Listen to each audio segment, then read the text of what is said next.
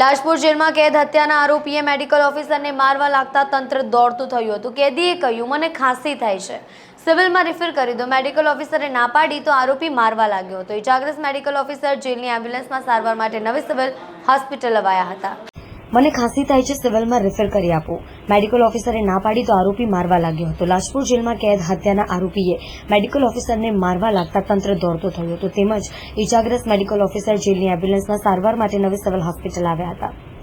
મળેલી માહિતી મુજબ નવી સિવિલ હોસ્પિટલના મેડિકલ ઓફિસર ઉમેશ ચૌધરી છેલ્લા એકાદ મહિનાથી લાજપુર જેલમાં મેડિકલ ઓફિસર તરીકે ફરજ બજાવી રહ્યા છે। શનિવારે સવારે તે લાજપુર જેલમાં પોતાની ડ્યુટી ઉપર હાજર હતા। તે સમયે જેલમાં કેદ આરોપી તેની પાસે આવ્યો હતો।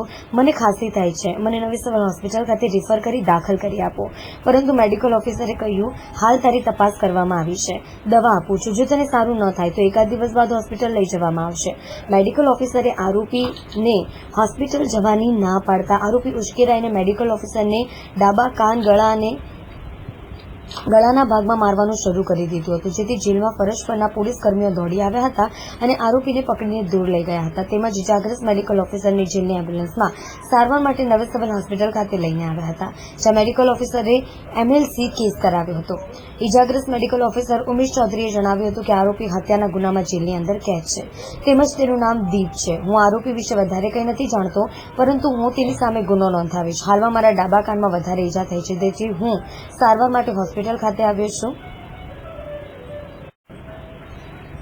દીપ રવિન્દ્રભાઈ પટેલ, રહેવાસી 342 ઇન્દિરાનગર, આઝાદનગર, ભટાર, સુરત, હાલ લાજપુર જેલ ખાતે ખટોદરા પોલીસ સ્ટેશનના વર્ષ 2023ના આઈપીસી કલમ 302 મર્ડરના ગુનાનો આરોપી।